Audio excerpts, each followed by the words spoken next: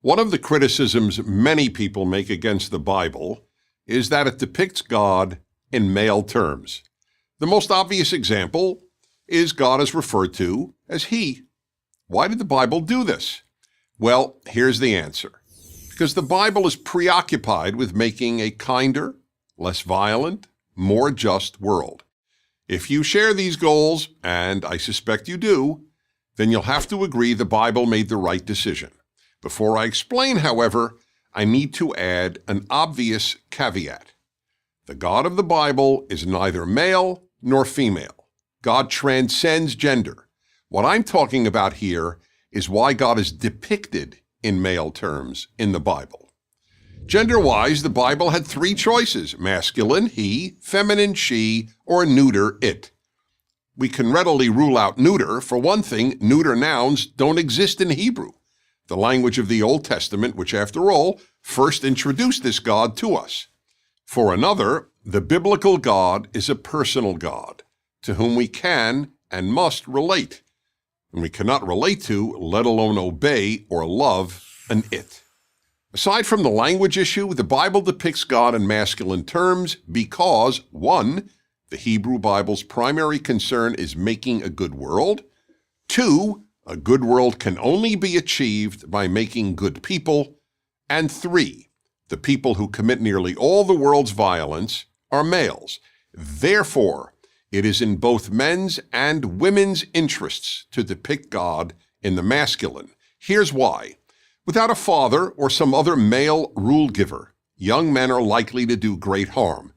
If there is no male authority figure to give a growing boy rules, it is very difficult for him to control his wilder impulses.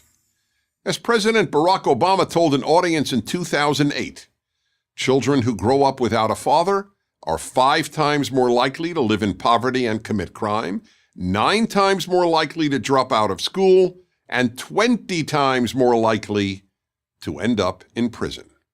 Commenting on that speech, Dr. Alvin Poussant, a psychiatrist with Harvard Medical School, confirmed these statistics.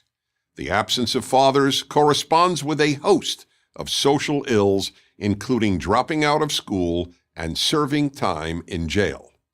In other words, if one's primary goal is a good world, specifically a world with far less murder, child abuse, theft, and rape, a God depicted in masculine terms, a father in heaven, not a goddess, a mother in heaven, must be the source of moral commands such as do not murder and do not steal. If the father figure / rule giver that boys need is not on earth, a morally authoritative masculine God can serve as an effective substitute. Any discomfort you might feel with the masculine depiction of God is not comparable to the pain we will all feel if boys are not civilized into good men. To transform a wild boy into a good man, a male role model is as necessary as a male rule giver. So when the Bible depicts God as merciful, compassionate, and caring for the poor and the widow, it is not so much interested in describing God as in providing a model for humans, especially males, to emulate. If God were depicted as female, young men would deem traits such as compassion, mercy, and care for the downtrodden as feminine and would not identify with them.